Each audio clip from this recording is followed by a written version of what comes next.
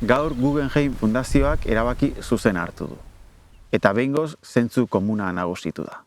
Zentzu komuna nagusitu da ze hemen ez zegoen proiekturik edo hala deitu dakioken ezer. Hemen egon dena okurrentzia bat, eta okurrentzia izan da biosfera batean museo bat egitea. Eta zorionez, proiektu hori gaur kajoi batean sartu da. Eta beraz hemendik ondorio batzuk atera behar dira. Ze hemen badira irakaspen batzuk importanteak etorkizunari begirakoak. Lehena, gauzak ezin daitezke goitik bera egin. Bukatu da gobernantza vertikalistaren garaia. Gauzak ezin dira bai ala bai egin.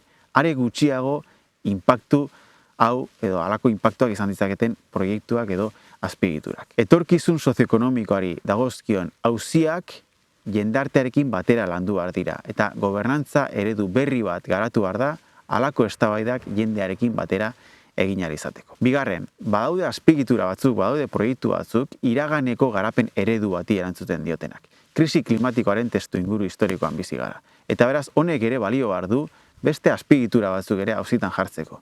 Eta baloratzeko zeintzuk diren klima larrialdi garaio hontan gure etorkizun sozioekonomikoa positiboki baldintzatzeko egin behar ditugun proiektu eta estrategiak. Eta hirugarren, badago beste irakaspen handi bat, eta da hemen denbora asko galdu dela. Ze eskualde honen, Busturialdearen etorkizun sozioekonomikoa irudikatu da museo honen baitan azkenengo urte luzeetan.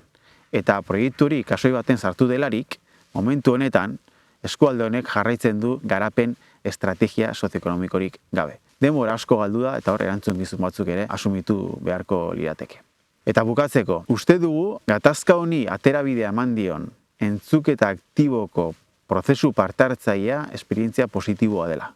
Eta balio dezakela baita ere beste esparru batzutan aplikatzeko. Zehazki transizio energetikoaren auziari heltzeko eta horrekin batera datozen urteetan lurraldeak bere gain hartu beharko dituen transizioek eskatzen dituzten proiektu eta politiken garapenean jendartea parte egiteko. Elikadura burujabetzari dagokionez, biodibertsitatearen zaintzari dagokionez eta gure lurraldea aldaketa klimatikora prestatzeari dagokionez. Uste dugu hor badagoela aukera bat eta baliatu den entzuketa aktiboko prozesu hau abia puntu bat izan daitekeela etorkizunari begira ere beste esparru batzutan aplikatzeko.